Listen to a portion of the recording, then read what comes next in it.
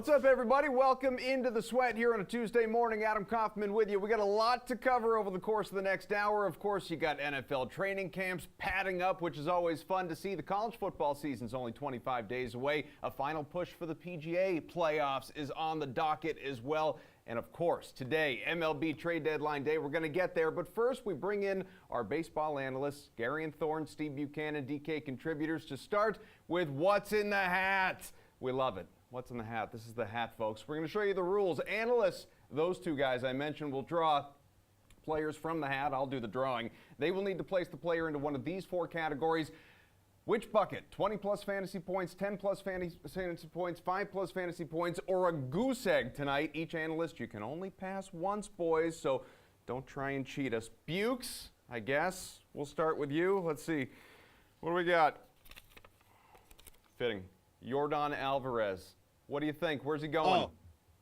Oh yeah, we'll absolutely take this one here. We'll put him in the we'll put him in the 20 DK fantasy points spot. I think this is going to be a huge game for him going up against the Red Sox and Cutter Crawford. I mean, for the most part, Crawford has been good so far, but his numbers against lefties are where it really ends after that. 371 WOBA against him, 5 of the 6 home runs he's allowed. 5.23 FIP, and then Alvarez against lefties has just been an absolute monster. 476 WOBA against him there. So I'm going to put him in the 20 spot. I'll probably regret this as the game goes on, but I think he really goes off tonight. All right, Garion. Well, Bukes used his big boy bucket already. Let's see what you've got. Matt Chapman. Where are you putting him? So this is an interesting one. You could probably make the case, like non-Austin Riley division, that Matt Chapman might be the hottest hitter in baseball. He's got a 199 WRC plus going back to the beginning of July. However, his numbers are significantly better at Rogers Center than they are on the road. He's got a 154 WRC plus at home. That drops to a 92 WRC plus when playing on the road.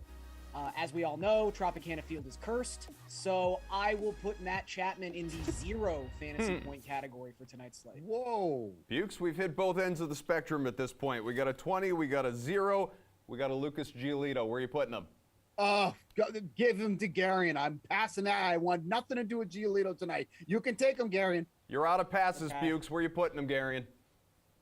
I mean, I have so little faith in Lucas Giolito at this point. I believe he's given up 15 hits in 9 earned runs in his last 2 starts. Are you upset you've used your 0?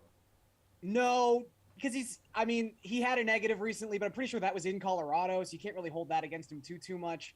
You know what? The Royals kind of stink. I believe they only have like a 118 isolated power since the All-Star break, but I can't be too confident in Giolito. I'm going to say he's over 10 DraftKings points tonight. That's the best I can do. Wow, okay. All right. Not bad. Not bad. All right, Bukes, your turn. Jacob Degrom. Oh, crap. Okay, well, I mean, by default, he has to go in the 10 spot. But, has to. You know, yeah, because he's not going to get 0. He's not going to get 5. So that's the only thing about using Yordan in the 20 spot there. But, you know, obviously we're going to see a pitch count for Degrom tonight. You know, the matchup is good against the Nationals. Will it be with Juan Soto? Will it not? That's obviously something we'll be watching there tonight too as well. So putting him in the 10 spot should exceed that there. But the only thing is the Nationals don't strike out a ton. Like I know we're talking about Jacob Degrom who can strike out the best of them. Doesn't really matter. But you know, I wouldn't say from a strikeout standpoint, it's the best spot for him, especially coming back from his minor league stint. So put him in the 10 spot just because I have to here, but you should be easily going over that 10 number tonight. 4 down, Gary, and we're halfway home with a Bukes pass in there. Corey Seeger. Where's he going? Ooh, that's an interesting one. You know what? I'm actually going to say Corey Seager over 20 fantasy points. Wow. I think he has that potential in a matchup against Jordan Lyles. Lyles has struggled against left-handed batters this season, 1.88 home runs per 9 within that split. And Seeger, much like Matt Chapman, someone who's got ridiculous home road splits this season. However, he gets to play at home tonight, and he's been fantastic when he's in Texas. A 326 isolated power and a 170 WRC plus this season. So I know there's only, I think, one pitcher left out there, so I'm a little nervous about using my 20 spot, but I think Seeger's in a nice matchup tonight. Well, Bukes just needs a bust. He's only got bad buckets left. Let's see what you have. What do you think? You got Jake Cronenworth. Okay, yeah, that's fine. I'll put him in the 5 spot here tonight, going against Jose Uranya, who I don't know how he's still a major league pitcher at this point. 4.67 ERA, but he has an expected ERA of 5.78. My voice just cracked there? I think it did. He's walking almost 5 per 9 inning at this point against lefties, and that's what he's facing tonight. 374 WARBA, 5.38 FIP. This is not going to be a great spot for him. I would expect him out of this game early. So we'll put the 5 spot for Cronenworth, which leaves me only the bust spot. So God help me. I hope I don't get Kevin Gausman. Gary, and I remind you, you do still have a pass if you want it, my friend. Kevin Gausman. I will be passing Kevin Gausman. Thank you very much. So, what do you think? Awesome. Yeah, really excited to put him in my 0 spot. Apparently, he's going to get hard tonight by the Rays, which is not going to happen at all because he's already made 2 starts against this club, 3 earned runs against them, 9 hits on with 11 strikeouts through 9 innings, obviously striking out more than a batter an inning there. He's also been better on the road than he has been at home. So I don't know. I have to put him in the bust spot. I don't want him to bust. So put it this way. He'll end with a 0, but I wouldn't be surprised if there's a 2 in front of that 0 by the time the night ends. So yes, I'm putting him in the bust spot, but there will be a number in front of that 0 when the night's over. Okay. Well, Garion, you only have a 5 left. I assume you can see me. Left, right, or middle? Which one you want? I'll go middle. All right. Darren Ruff. That's a pretty good one, I think, for 5. I mean, Ruff's in a really nice spot. Anytime he gets to face a lefty, it's advantageous to him. He's got a 151 WRC plus against Southpaws this season, but it's a pretty good lefty. Tyler Anderson's been great this season. He was an all-star, which, surprised me, certainly. But Ruff against the lefty is always in a good spot. Maybe he could score 10, 15 DraftKings points, but, Ruff could also just hit like a double, and that's the end of his night. And I think that's the scenario we're going to go with here at 5 DraftKings points. All right, well, I think all things considered, that went all right for you, boys. Thank you. Can't let you go, though. We don't want to let you go because we got to talk MLB Trade Deadline again. It's today at 6 o'clock, so we're only about 7 hours away. We started to see a whole bunch of movement yesterday, some bigger deals, of course, like Mancini going to Houston. You had Montas going to the Yanks, Hader to San Diego, which obviously Bukes was a giant one. What's your favorite deal so far? Yeah, it didn't make sense to me from the Brewers' perspective at the time, but I absolutely love that deal for Hader going to the San Diego Padres. If you look at that bullpen and what they've done in the 9th inning, talking about the Padres, they have a 5.12 ERA in the 9th inning. This is talking about the Padres here. Now you're adding, which is one of the best relievers in the game. And on top of that, you didn't even have to give up some of their top prospects. They still have their core prospects in their system, which they could use to get for Juan Soto potentially today. Like they still have Robert Hassel, they still have CJ Abrams. All those guys did not move in that Brew Crew trade there. So bolstering a bullpen that desperately needed that shutdown closer. I know Hader's had a little bit of some struggles lately, but overall, Hader's been one of the best relievers in all of baseball for years now. So to add that type of piece without giving up some of the most important pieces in your farm system, I think is huge for the Padres. They could really make that huge splash today with Soto. On top of that, to think that a team could add Juan Soto and Josh Hader at the trade deadline is unbelievable. But even if they don't, adding Hader is going to be massive for that bullpen. So I think as of right now, that's been my favorite deal. Gary mentioned the acquisitions for the Astros and Yankees both, and both those teams have been adding guys left and right as well, and they are 2 of the better teams in the majors as well, so what a time to be a buyer. What's been the best deal? Yeah, I would just say what the Astros have done the past 24 hours was really, really good. I mean, just dealing from a place of strength in their starting rotation to pick up just bats that are you have to fear, you have to respect in the bottom of that lineup. I mean, this is a team that was already regularly batting Kyle Tucker in the 6th spot. And now what? Like Trey Mancini is going to hit 7th for them, and we know there's all those tweets floating around out there about how much better he would have his statistics this season at Minute Maid Park versus Camden with their new left field wall. And then even someone like Christian Vasquez, like Martin Maldonado was the one place in this Astros lineup the past half decade that you could kind of take a breath as a pitcher and go, okay, it's Martin Maldonado. Now you've got to face Christian Vasquez, who since the start of May is almost hitting 300 with a 124 WRC plus. So I just look at this Astros lineup from top to bottom now, and it might just be the scariest lineup in baseball. Just the depth that they bring every single day. You have to tip your cap to them. That in mind, Bukes, there are obviously some teams that are well on their way to a postseason spot, but which team is the most in need of a significant upgrade right now before the end of the day today? I mean, honestly, I think there's a number of teams that you can put into this category. I'm shocked that we haven't really heard anything from the Phillies yet. They are in a wild card spot right now, but there are a number of glaring holes on this team that if they're going to legitimately make a deep playoff run, they need to upgrade. Their outfield has been one of the worst in all of baseball, according to wins above replacement. They're currently sitting at 0.6 on the year. That's the second lowest, ahead of only the Detroit Tigers, just to put that into perspective. Like, I know obviously Bryce Harper's been hurt. Nick Castellanos has been nothing what that contract has been, but they need to do something to at least get a bat in the middle of that lineup there, because you don't know what you're going to get from Harper if he's going to end up playing to the level you want him to. I know he had the pins removed from his wrist, so he's going to be swinging a bat soon, but I think another bat to that Phillies lineup is something that they desperately need, and hopefully it comes from the outfield there, because there are a few positions that they could certainly upgrade at. But with all these teams making moves, especially in their division with the Mets and the Braves, the Phillies' only hope right now is a wild card spot, and there's some teams coming from behind them, like the Cardinals, like the Giants, that could easily leapfrog them, because they only have a 1-game lead in the wild card as of today. So I think the Phillies are one of the teams that really need to do something to try to separate the field and get them in that wild card spot. Keep it going, Gary, and who needs what the most? Yeah, I mean, the two teams that I definitely had circled with the Phillies and the Blue Jays. And it's just teams that we know are pretty much locked into a playoff spot, or probably locked into a playoff spot, that just haven't done anything yet. I mean, you look at the American League right now, as you mentioned, Koff, the Yankees have made big moves. The Astros have made big moves. The Mariners have made big moves. The Twins just got Jorge Lopez from Baltimore. Like, every team that's sort of locked into an American League playoff spot has done something, and the Jays have not. And they're in kind of a weird position. I mean, they're sort of just gonna be the 4 seed.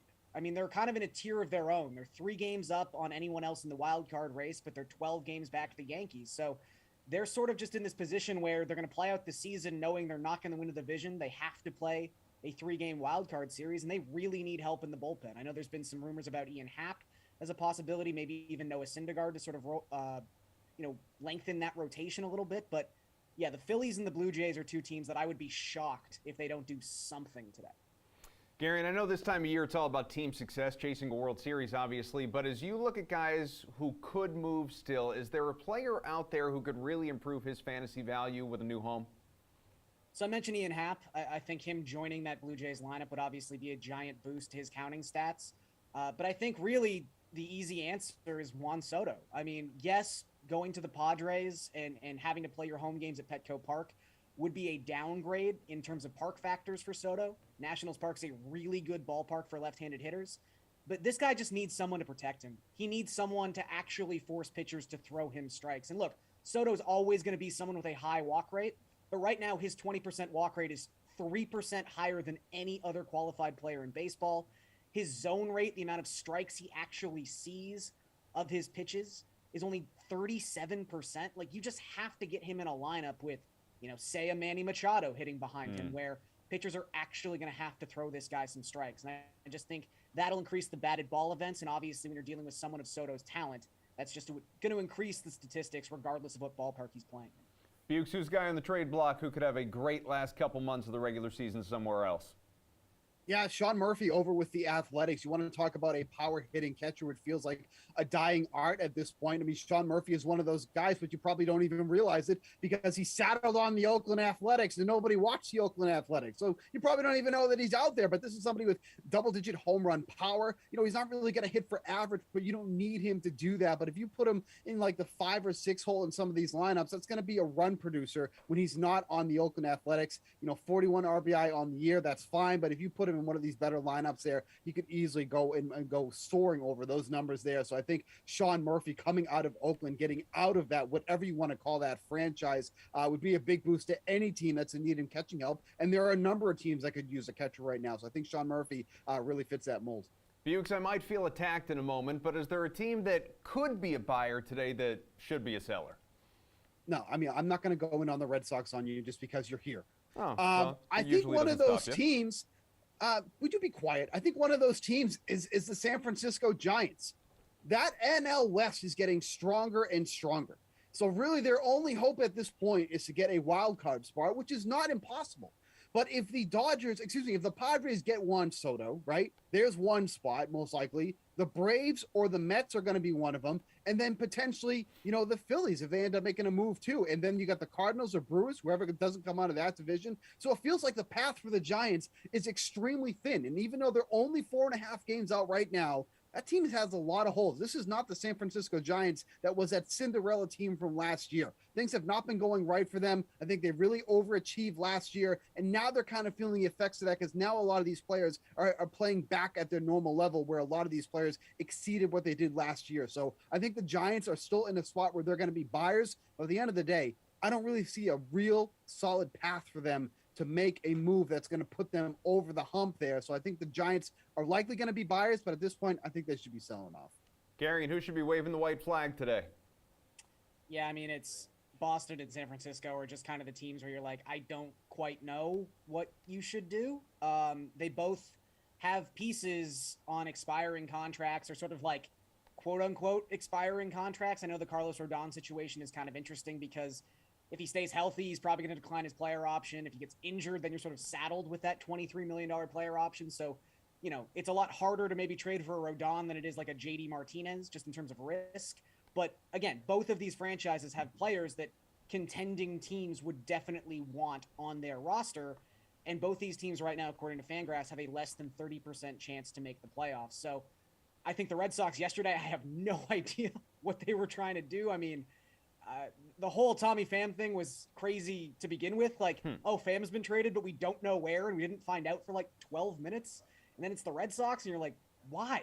I don't understand. They just traded Christian Vasquez. So I won't say that like they don't have a chance to make the playoffs because the Red Sox are only 3 games out. As Steve mentioned, the Giants are only 4.5 games out. But I just don't know what these teams are actually doing. And I think that's kind of the confusing part. Well, you've got about 7 hours, the two of you, to just refresh Twitter and hope for the best. I'm sure it's going to be interesting, and obviously we'll talk about it tomorrow here on the show. But for now, 2 of you guys are done. We're going to come back here on The Sweat. NFL training camps are about a week in. You probably want to talk football. Let's talk football on The Sweat next.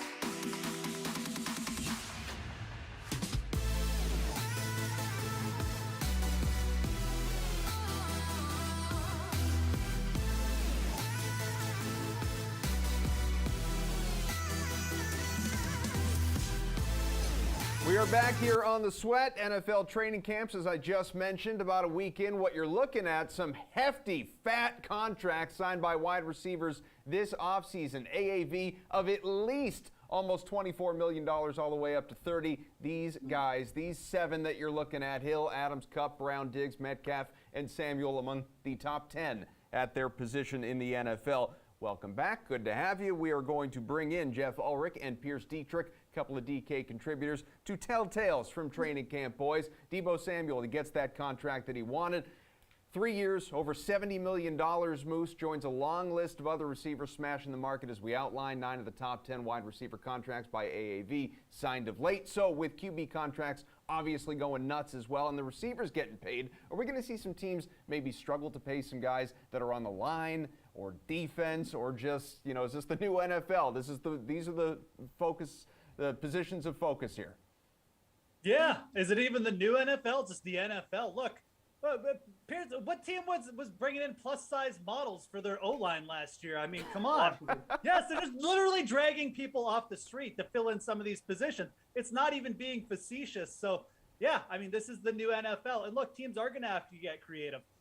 What you're seeing right now is that the teams who have the rookie deals at good positions and they're able to find success with those players out of the gate. I'm talking about the Bengals, obviously, but even the 49ers, the reason they're able to afford Deebo Samuel, because they're saying goodbye to Jimmy Garoppolo, and they've got a guy in a rookie contract at quarterback. Teams are going to have to hit the reset button, and the ones that just overpay for these players, I mean, they're going to be stuck with them if certain positions don't work out. So I think that you'll see more turnover with the wide receiver position. Yeah, guys are going to have to get paid. They're stars. You need that stud wide receiver, but this is definitely the new NFL. And I think what you're going to see is a lot more movement at the wide receiver position and potentially even at quarterback, although quarterback is going to be less because once you get that good quarterback, you just don't want to give him up.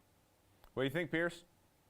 I don't think it's that big of a concern. In these front offices, they've got finance guys with PhDs. They know what they're doing. They know how to balance the books. And a lot of times you can have a bunch of money. You can make good deals. And then guess what? Maybe a free agent doesn't want to come to your team. Look at Jacksonville. They had a ton of money last season. They signed some guys, but by no means did they sign a bunch of stars. So if you have a star on your team, you might as well overpay and lock them up and not really worry about, oh, will I be able to get a lineman here or there? I don't think it's going to be that big of a deal. The bigger question I have is for Jeff. Jeff's on the record saying San Francisco is going to win 14 games. Jeff's also on the record saying that these wide receivers that have signed new deals, they're going to have terrible seasons. So which is it going to be? How's this going to work out? They don't need Deebo Samuel anymore. Trey Lance going to rush the ball, pal. Brandon Ayuk's still there on a cheap deal. I said before, what I said, Pierce, if you'd listen, I don't care if they bring Deebo Samuel back. I still like this team. They've got the depth. They're going to run the ball anyways. Just listen, pal, and you'll understand next time how it's going to work. All right, well, while the league is out there paying wide receivers and quarterbacks and the occasional cornerback as well, leave it to the Patriots and Bill Belichick, who doesn't have an offensive or defensive coordinator, to continue to zag. You had Jake Bailey, second highest punter salary in the NFL with his new contract. And, despite the concerns, guys, about the Pats defense going into the season, they've actually looked really good against the offense early on in training camp. But I guess the question here is, Pierce, how concerned should we be about New England's offense? Yeah, rarely question the producer's questions. You want me to talk about a punter and practice snaps? All right, I'll be a company man. Let's do it. Let's talk about Jake Bailey. 2020 All-Pro punter, almost averaged 50 yards per punt, only 5 touchbacks that season. An amazing punter. He's just the best. An interesting thing, though, about punters is the worse your team is, typically the better your punter is because he gets more reps. And then you look at last year, the Patriots were a playoff team, and he took a step backwards. He wasn't getting the reps. So it's really not a thing you want. You don't really want a good punter. You want to have a bad punter. That means your team is good. As far as offensive snaps go, that's a good thing as well. I mean, you want your offense to face a strong defense. The worst case scenario is, what if they look good in practice because the defense is not playing well? Then they get into a real game situation and they get beaten up. So I like when an offense has to face a strong defense and don't necessarily look good in practice. See, Pierce, I don't disagree with any of that. The problem, Jeff, is that the Patriots offense is struggling against what's supposed to be a bad defense. This is just classic preseason nonsense. I mean, look, they're struggling. Oh, no, a guy's struggled in training. It's practice. That's the whole point. You get the struggle out before the actual game comes in. I hate to do it, but I do agree with Pierce. I mean, what would you rather have? Your defense getting torched every single practice? Yeah, you're going to need your puncher there if that's the case, because you're going to be behind a million points. So, no, I would take this as a positive. If you're the Patriots and you think your defense isn't so hot and they're performing well in practice, that's the positive. I mean, look, Mac Jones, we know, is a competent quarterback. I think that the Patriots offense will end up being, throwing the ball a little bit more. And look, it's practice. Like they try things that they don't try sometimes in games, folks. You think Belichick is out there calling 20 run plays in a row like he's probably going to do in the regular season? No. So, no, this is just ridiculous training camp stuff. Go to Miami if you just want positive, good vibes. That's the dishwashing narrative down there where every play is a touchdown pass to Tyreek Hill right now. I'd rather be in New England and hearing this news, to be frank. So, no, I take this as a positive. You just do the opposite from what you hear in preseason. You'll be just fine. I do like good vibes, but, well, there's some concern at the quarterback position in some camps. You look at Pittsburgh guys, I would have assumed Mitch Trubisky, but turns out that's a wide open competition. Mason Rudolph is in the mix. The whole Baker Mayfield, Sam Darnold dynamic, Mayfield in Carolina, not off to a good start here in camp. It is early. And then Jimmy Garoppolo, we know he's not going to be for San Francisco, but where is he going? So the question here, Pierce, is which quarterback situation are you watching the closest? I like all of them. I didn't even know Mason Rudolph was a thing. Apparently he is, but I read an article that he is now third string as of yesterday, so I think we can cross him off. Baker's going to struggle. It's a new offense. He's got to learn a new system yet again, and Sam Darnold's got chemistry with the players. He knows the offense. He's got an advantage, but I would imagine as the weeks progress, Baker will be back to the top of the food chain.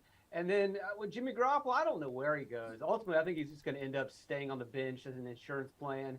When you look at the possible places he could go, maybe in a divisional trade to Seattle, that's usually pretty rare. But I don't think Seattle really wants him. Geno Smith had a 103 quarterback rating in his 4 games last season. That's perfectly fine for Pete Carroll. Drew Lock's got a big arm. He could work well with DK Metcalf and Tyler Lockett. Jimmy could maybe go to Atlanta. I don't know if that's much of an upgrade. If he does, he has to be basically released and re-signed. None of these guys are going to trade and take on the contract. He's not an upgrade for any of these teams, like Houston Texans. That's not an upgrade. I just don't know where he's going to go at this point. You could wait for an injury, but the longer you wait, as we're seeing with Baker Mayfield, he's going to have to learn a new system. He needs reps right now. We're getting really close to a point where it's just not going to make sense for any team to bring him in unless they absolutely have to. And at that point, it's really not going to be a good situation at all. I think he just stays with San Francisco. Jeff, since Nick Foles isn't going to start ahead of Matt Ryan in Indy, which QB situation are you watching the closest? Wow, the offseason's not over yet. There, Kaufman. I mean, still got to watch that. But, yeah, look, I mean, Garoppolo is kind of like – the only reason I'm worried about Garoppolo is if he goes to, like, the Giants and then your Daniel Jones's over bets or even fantasy could blow up a little bit, you know, if he plays poorly to start at some point. But the Baker Mayfield one is really where you need to watch. And I'm saying this from a betting perspective, a real life perspective. We can profit off this. There is a betting prop on Baker Mayfield up on DraftKings Sportsbook, 3,800.5 yards right now. He has to go over that to hit the over. You can take the under on that. It's minus 130. I get it. But like, he's in a QB competition in training camp as we speak. Pierce alluded to it. This guy just moved teams. He just moved teams a month ago. He just got the Panthers playbook a month ago. There is a real scenario here, folks, where the Panthers just say he's not ready and Sam Darnold is performing well. Let's start with Sam Darnold. And Sam Darnold takes 2, maybe 3 games to start the year. And then your Baker Mayfield prop has already cashed the under because it's impossible for him to hit this in 12 games. I am very interested in this training camp battle, and I would really suggest taking a look at the 3,800 total on Baker Mayfield right now, because that is something that, like I said, I mean, if this breaks any way negative for Baker, we're going to cash this in like week 3. All right, Moose, you'll be back with us to talk golf later on. Pierce, it's just great looking at you. There is not going to be a 7th season of Peaky Blinders, though, so you can mix it up just a little bit. College football, less than a month out. We'll be back.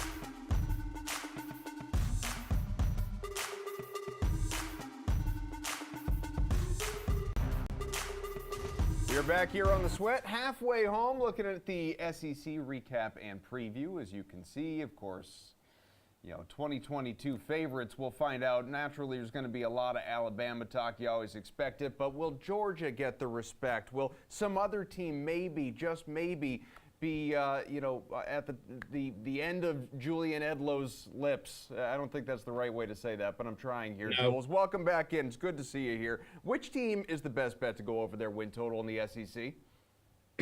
I mean, the short, easy answer is Alabama, because we set it at 10.5 on DK Sportsbook rather than 11 or 11.5. When it came out, it was minus 190. Now it's minus 280. You can still bet it. It's not going to lose because Alabama's not going to lose 2 games this year. I don't think they're going to lose 1, but it gives you the cushion in case they do. But that's the easy answer. So I'll go to Tennessee here. Appreciate set that. At 7.5. You got to pay the minus 160 juice on the over. Or if you want to look at their conference wins, we're one of the only sports books right now offering conference wins. Tennessee to win over 4.5. They play 8 SEC games. You can go that way. It's minus 115 instead of minus 160. Tennessee's got a tough schedule. They play Alabama and Georgia, so you're going to pencil in 2 losses there. But that just tells you how good this team is now. If you're taking that 12-game schedule down to 10, counting those 2 as losses, and still putting them at minus 160 to go over 7.5 on the rest of that 10-game schedule, I think that speaks volumes about how good they are. They have an explosive offense. Hendon Hooker's back at quarterback. They have some great receivers, and they have a solid defense. So I think those quote-unquote toss-up games against your Floridas, your Kentuckys, those are games I think Tennessee's going to win. They'll probably win 9 or 10 games this year. I expect we're going to hear a lot about Alabama from you, Jules, but I don't think that'll be the answer here. Is there a team you like to go under their win total? Yeah, everything after this question is pretty much all Alabama, but Alabama will not be going under their win total. I don't think there's that many teams in the SEC that I would look at playing unders on. The SEC is really good. They're going to win almost all of their non-conference games, it feels like. So Missouri is the one that I have circled here. It would be under 5.5. I just think you look at the schedule, there's a good chance they're going to be underdogs in 8 games here. It's not all that great of a team in past seasons recently. And then you go through the schedule. At K-State is a tough road game out of the conference, and Kansas State's supposed to be pretty good here. And then at Auburn, Georgia, at Florida, at South Carolina, Kentucky, at Tennessee, who we just hyped up, and then finishing the season with Arkansas. Those are 8 games that this team should probably be a dog in. So if you're telling me under 5.5, I think we're looking at a 4 or 5 win team with the Missouri Tigers. So the last 3 Heisman Trophy winners, Jules, have come from the SEC, and the last couple from Alabama. Bryce Young obviously won it last year. We just showed you on the big board that he is the favorite once again at plus 350 on the DraftKings Sportsbook. So if you had to pick somebody from the SEC, is that the best bet for the Heisman again? Probably not. Young will probably be the best player in the SEC, but you have to really separate yourself from the field, I would say, to go back-to-back. And C.J. Stroud, you see there as the favorite. I know we're just right, but he's a guy with that offense at Ohio State that I think should have a similar season to Young. And if they have similar seasons, and he has better wide receivers at Ohio State, it just feels like the year, okay, let's give it to this guy now. So I don't think Young is the best bet. If we're going to look down the board for SEC guys, Will Anderson's probably the best defensive player in the country. Of course, he's on Alabama. He's plus 2,000 if you think a defensive player can get there. And then sticking with the Alabama side, Jahmyr Gibbs is going to be the running back. If that running game, they had to replace a lot in terms of weapons at receiver, running back, tight end for Alabama. If the running game happens to be the strength rather than the passing game this year, and Gibbs turns into a workhorse kind of guy, plus 4,000, he's a guy that could break through and potentially get it for you. All right, so you mentioned it last week, the DK Sportsbook division winner odds, obviously, across college football. Georgia, Bama, they are certainly the big favorites to go out and meet in the title game. Are you staying away from them at that number, though, or maybe sprinkle a little action on another team with better value? I will not sprinkle on another team that has value because Alabama and Georgia are going to be playing in the SEC title game. So the question becomes, are you willing to lay minus 550 and minus 600, which is ridiculous? And the answer there would also be no. But DraftKings Sportsbook does leave us one out here because I've seen no other sportsbook that allows you to do this. You can parlay division odds on DK Sportsbook. So, you put Alabama and Georgia together, you're still at not that great of a price. But, I put out an article and I gave it out on this show. At Ohio State in there to win their division, now you're at minus 125 on a 3-team parlay. You can take Georgia and Alabama to win their divisions, go over to the NFL side of the sports book, and take a future that you're high on there to get it around even money. So the only thing I'm willing to do is put Alabama and Georgia to win their divisions in parlays, because those are the two teams that we're going to see playing in Atlanta. It's never too early to talk national championship, right? So let's do that. Obviously, the SEC is where we begin, though, and naturally we're talking a lot about Alabama coming in at the favorite at plus 175, Jules. But you have Georgia third, plus 400, Texas A&M plus 2,500, LSU, Florida, both plus 9,000. So do you think college football's national champ will come from the SEC? I do, and that gives us Alabama and Georgia, who are both realistic options, and obviously I'm going to go to Alabama there as my answer. I will eat the chalk with the favorite. The price has been coming down. It's better if you got it earlier. I think Ohio State's a solid bet to be there playing against them, as we saw 2 years ago. But it's Alabama. They bring back the Heisman Trophy winner at quarterback.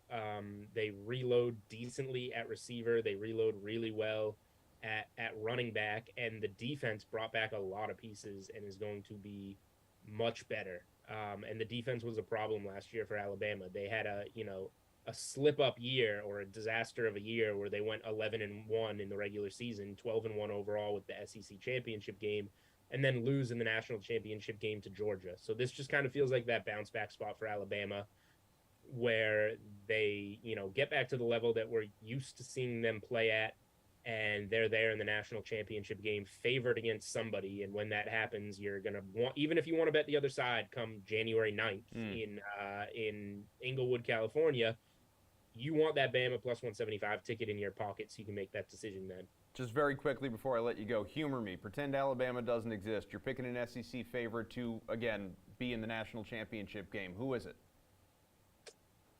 It's really boring because it's Georgia.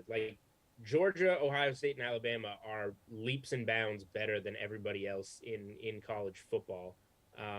So, no, I won't humor you and ever pretend that Alabama doesn't exist, because they do, and I will continue to bet on them in almost every market that is available.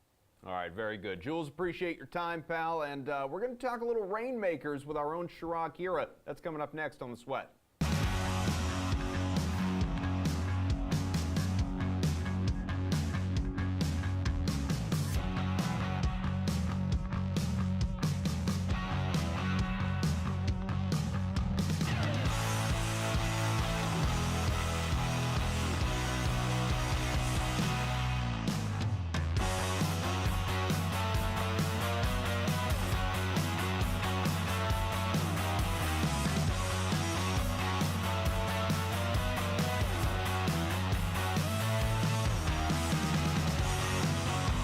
All right, let's talk a little bit about the DraftKings Rainmaker Genesis drop. Breaking down this week's Rainmakers drop on the DK Marketplace with Chirag Hira, who is, of course, part of our DK community. A high up. I don't want to sell him short. He's an editor. He does so much. Chirag, it's good to see you, buddy. And let's talk about this, obviously, because with this week's Genesis set drop, there's a way to get in early, so I want you to remind our viewers how they can get in on some of the drops as early as Thursday. The Genesis drop, 4 levels, and we'll talk more about those coming up in a minute here. How do the people get in? Well, the best way to get in is by holding a field pass by 8-3 at 3 p.m. for the snapshot. Preferably, you want to hold the legendary, elite, or Rainmaker rarity field pass for the 8-4 drop, but anyone holding a field pass will be able to get in on the 8-6 drop.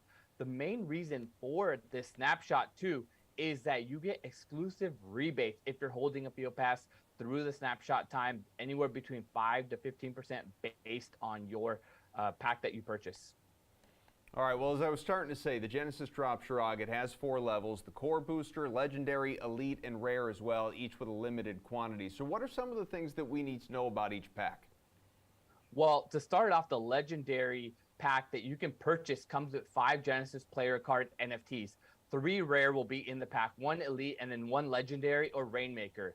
And then similarly, moving to the elite and rare packs, you get 5 cards, player cards in these Genesis drops, but then it just varies. So for example, the elite will have 3 core, 1 rare, and then 1 elite or Rainmaker. And then the rare one will have 4 core and then 1 rare, elite, legendary, or Rainmaker. So the problem here is that you have an opportunity to be able to pick up random, really high value NFTs.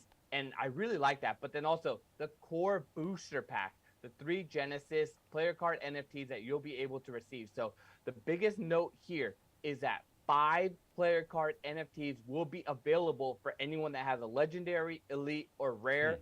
And then 3 will be available that anyone that purchases the core within that time. And it just varies the quantities that will be available and then the prices. You can find most of the information that you're looking for also on the DK Nation site, just to make sure, because there's a full article that I wrote up that breaks it down in full details, including the odds overview and details for it all. Let's just say, Chirag, hypothetically, somebody's a little slow on the uptake. You don't get in early with a field pass. When do the packs drop? The public sale starts at 8/8 with the legendary pack and then proceeds through 8/10 for the elite and rare packs, respectively. All right, so for the Genesis set drop, you can also get involved with an auction. You can grab player cards. So how do the auctions work? Well, auctions will start on 8/5 with skill starter, running backs, and superstars. Auctions on the DraftKings marketplace are pretty easy. All you have to do is log in and go over to the auction section, pick the card that you want, and then place a bid. The auction will end in a candle-style format, meaning you cannot be sniped. It'll randomly end within the timed window that's marked on that NFT. So that's really important because a lot of people are like, well, what if I wait till the last second to get it in? No, you won't know what that last second is. So you'll want to place your bid at the correct time and the amount that you're willing to pay. Everyone's willing to pay a different amount. And, hey, maybe you're the one that feels that this is the correct amount for one. And the main point here, try to get some superstar cards because those will be really valuable in the game.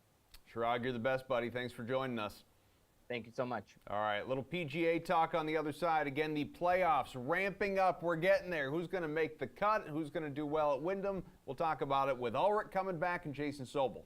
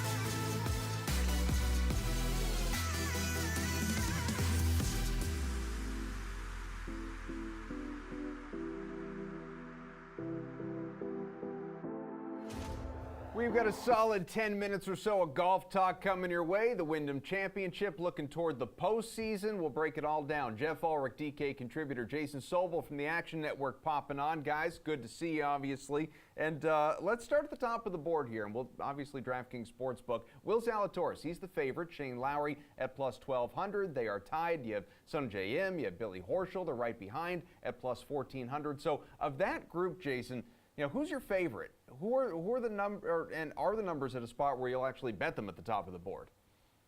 Well, Adam, first of all, my favorite is you. It's so good to see you instead of Emerson finally on the show here. But secondly, I'll go to I do like Will Zalatoris this week. He was multiple shots better in each of his weekend rounds last week in Detroit. Got off to a little bit of a sluggish start. Finished in 20th place, and so I think he's trending in the right direction. But I don't know that I'll play him as a favorite. Sungjae Im, I think, is a great course fit. Russell Henley, I like a lot. I don't know if he's necessarily among the favorites there, but I'm probably not touching the top of the board too much. I get it. We've had guys who were either the favorite or very close to being the favorite in Tony Finau the last couple of weeks, winning events. But this is an event where we've seen Jim Herman over the years, big long shot. Arjun Atwal was the Monday qualifier. We've seen big-time long shots win the Wyndham Championship. I don't really want to play the favorites this week. Jason, I've missed you as well. I have. Jeff, what do you think? Top of the board. How do you like the numbers? Don't suck up to Kaufman, Jason. Just don't do it. Yeah, he doesn't have to. He's way more accomplished. I do. I definitely have some interest in Will Zalatoris this week. I think that for a betting prospect, you're probably better off waiting to get in live on Zalatoris. I don't think plus 1,200 you're getting any big value to bet in pre-event. That's for sure. But as Jason alluded to, his T20 at Detroit, it kind of masks some really good play. You know, he gained over 8 strokes ball striking. Again, I know this is a putting contest, but Will Zalatoris is also a player who could just tear up this soft course. And he can basically neutralize those putters just by gaining 9 strokes with his irons on a course like this.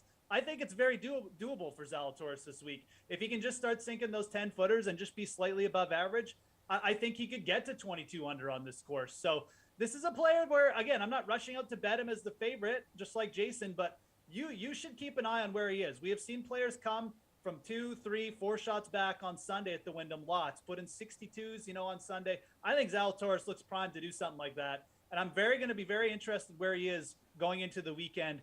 A definite live betting target for me this week.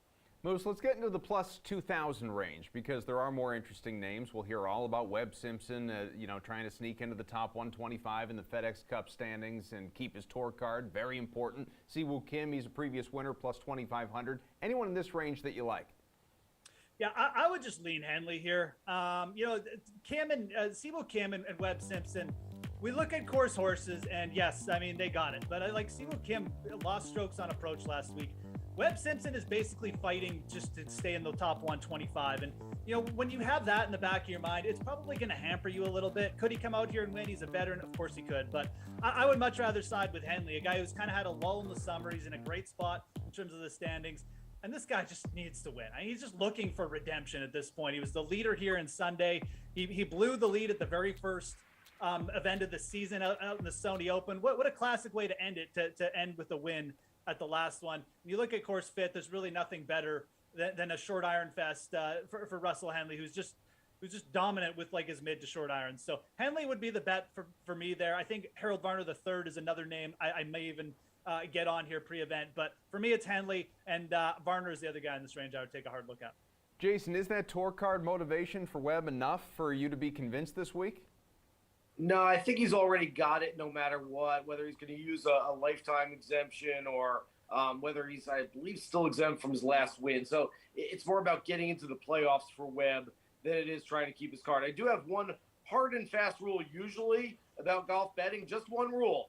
If the player has named one of his kids after the title sponsor of a tournament, you usually play him at that tournament. That said, like Jeff talked about, Webb Simpson has not shown his best stuff right now. I think he's going to fool a lot of people who are just going to blindly play him this week. I agree with the Russell Henley play. He's one of my favorites on the board. A couple things at play, as Jeff mentioned. Second in the field, tee to green, strokes gained last week in Detroit to only Tony Finau, who's also the worst putter of anybody in the top 25. That should return a little positive regression on Bermuda greens this week. A little karma play. Last year, he was the 54-hole leader by 3 shots, wound up missing a short par putt on the last hole. He finished 1 shot behind the winner. There were 6 men in the playoffs. Didn't even cash top 5 tickets. I wonder if somebody had him for a top 5 last year. Wonder. And the other thing I'll say about Henley, last week was his first non-major start in 3 months, where most players at this time of the year are kind of worn down and burnt out a little bit. He's got some gas in the tank. That's a huge motivational factor for me to play Henley this week. Let's go to the next range. It's a fat one here, Jason. Plus 3,000 to plus 8,000. Who do you like this week? Yeah, so Joo-Hyung Tom Kim, he wants us all to call him Tom these days, is riding a heater. He clinched his PGA Tour card with a 7th place finish in Detroit last week, and so now he's essentially playing with house money, playing with nothing to lose. And so I love players who sort of have that nothing to lose attitude moving forward. He's obviously riding a heater right now. I like him. Brian Harman has been sneaky good. He's 35 years old, 172nd in driving distances here. But this is a Brian Harman type of course. He's been all or nothing in the past. 9 starts, 6 missed cuts. But when he doesn't miss the cut, he plays really well. A couple of top 6 finishes. And Christian Bezaden, who, look, I didn't study that name, be able to pronounce it correctly to not pick him. So the guy's got four top 20 finishes in his last 7 starts. Usually really good around the greens. That's actually been the worst part of his game lately. He's been very good off the tee, very good with approaches, very good putting. I'm not worried about this being a Victor Hovland situation where he just can't chip from around the greens. So essentially, I like him, especially should be a good course fit. Christian Bezadenhout, that's right? There you go. Listen, I've been staring at that name wondering for months how to pronounce it, but I've been too lazy to look it up. Moose, what do you think? Plus 3,000 to plus 8,000. I mean, I would have forced you to say it first, but look, yeah, this is a pretty juicy range for sure. There's a couple names that I'm pretty big on. Julian Kim is interesting. I'm going to side with going back to Denny McCarthy here, a guy who should be well rested too. Missed the cut last week, but again, Detroit, a little bit of a longer course. I mean, these shorter Bermuda tracks have really been where McCarthy just makes his dough. Top tens at places like the RSM Classic. He's a player too. He's got 6 top 6s since the start of the fall season in 2020. I mean, he gets himself in contention. Top 10 at the U.S. Open. So, I mean, that was like a month and a half ago. I mean, this guy's coming in with a lot of confidence, has played well at this course. I like Denny McCarthy. I also like Aaron Wise a lot at plus 4,000. I just look at this number on Aaron Wise. Another player who's just had a really solid year. Probably should have won the Memorial, if not for just like a career week for Billy Horschel. At plus 4,000, the fact he's got bigger odds than guys like, even HV3, Julian Kim. I mean, I think it's just a little bit disrespectful. I think the pure best value in this range is probably Aaron Wise. So I like Wise. I like Denny McCarthy, but there are multiple people in this range that are interesting. Justin Rose is interesting to me as well. I think it's a good place to just load up this week. I don't even know how many long shots you need. If you take 3 or 4 guys from this range, there's a good chance you can have someone in contention on Sunday. Favorite long shot, Jeff? Yeah, I mean, look, this is an event where we've seen a ton of people, a ton of long shot winners. Maybe not a ton, but, every 3 or 4 years, somebody kind of breaks through. So for me, I mean, I would go, you can go as far back as you want this week. I think Michael Thompson at plus 15,000 is someone who really fits the mold here. Somebody who can get hot with that putter. He won, I think it was last season or the season before. But regardless, Michael Thompson is a player who's, in a pretty good spot. He doesn't necessarily have a ton of pressure on him this week. He could certainly just come out, get hot with the putter. So Michael Thompson at plus 15,000, a player I definitely had my eye on. And then you can go a little bit higher up as well. I mean, I think that there's players like a CT Pan who could bounce back, fits pretty well. But Michael Thompson, a guy who I think just looks a little bit undervalued at plus 15,000. David Lipsky, another player at plus 15,000 who I've kind of had my eye on. I'd probably prefer him as a top 20 bet. I do like the upside with Thompson. I think with a lot of these players in the plus kind of like 10,000 range or bigger, they almost make for better top 20 bets. Let's not forget that we have something with the FedEx Cup playoffs on. Kelly Craft is another player who needs a big week. I think as a top 20 bet, that's interesting. But for a guy I don't mind taking an outright on, Michael Thompson would be my pick. All right, let's, Jeff, we were talking with Jeff Jason just a little bit yesterday about it. He mentioned it earlier as well. It's the last tournament before the FedEx Cup playoffs, obviously. It's a big deal. So I'm curious, Jason, as to how you're approaching some of the guys around that top 125 spot on your betting card. Is motivation enough for them to maybe add them to a top 20 bet that you normally wouldn't? How do you view it? So I did some research on this, Adam. Over the last 3 years, I looked at guys who are between 120 and 130. So that's 11 players a year, 33 total players over the last 3 years going into the Wyndham Championship. Only 4 of them finished in the top 10. So we love to look at motivation as a narrative going into events like this one. It really doesn't play out. All 4 of those who finished in the top 10 were already exempt. So they were only playing to get into the playoffs. They weren't playing for their PGA Tour cards. Of those who were playing for their PGA Tour cards, over 40% wound up missing the cut at the Wyndham. And so I know we tend to look at guys who are right on the bubble and say, hey, they're pretty motivated, so they should play well. At some point, you look at them and you say, they're on the bubble for a reason because they're not playing well, so let's not play them at a place just because they're on the bubble. I mean, there are a couple of names there, a Chesson Hadley, a Justin Lauer, who I don't hate this week, but for the most part, based on that research, I'm not going to be chasing these guys this week. All right, Jeff, we've already heard from you on that, so we'll skip you here, but I do want your bet to win the Wyndham Championship. What do you think? Yeah, I'll just stick with one of the guys that I already mentioned. I'm going to go with Denny McCarthy. I just feel like McCarthy is just a player who is very ready to break through. Like I said, he gets himself in contention a lot more than people realize, and the setup just could not be better this week. So I'll go with Denny McCarthy. He's plus 3,000 right now in the DraftKings Sportsbook. What about you, Jason? Right about the same number. I'm going to go with Russell Henley, who I mentioned it before for all the reasons. The karma play from last year, the ball striking from last week, back on Bermuda greens. And, of course, he's more well-rested than most of the other players in this field, only having played one non-major event in the last 3 months. All right, boys, thank you very much. Before we wrap up, some big news at the end of the show. Juan Soto has been dealt. The national superstar is going to the Padres. Huge breaking news. Here are the full details, just about anyway. Jeff Passan. So you have lefty pitcher Mackenzie Gore, Robert Hassel, the third outfielder, shortstop C.J. Abrams, outfielder James Wood, righty Jarlin Susana, and one more major league player, all going for Juan Soto and Josh Bell. So that is what the deal will look like once it is finalized. And also some NFL news. The NFL has stripped the Dolphins a 2023 first-round draft pick and a 2024 third-round pick for violating the integrity of the game. So more on all of this stuff, obviously, a little bit later on in the day, especially baseball. Today, trade deadline, 6 o'clock Eastern time is the deadline. Right around 5, I'll be back with you with Matt LaMarca and Matt Meiselman as well. We'll talk deadline and moves and react in real time to all of it happening. Tons more on Soto. Thanks to everyone part of this show, both on camera and behind the scenes. We'll see you tomorrow.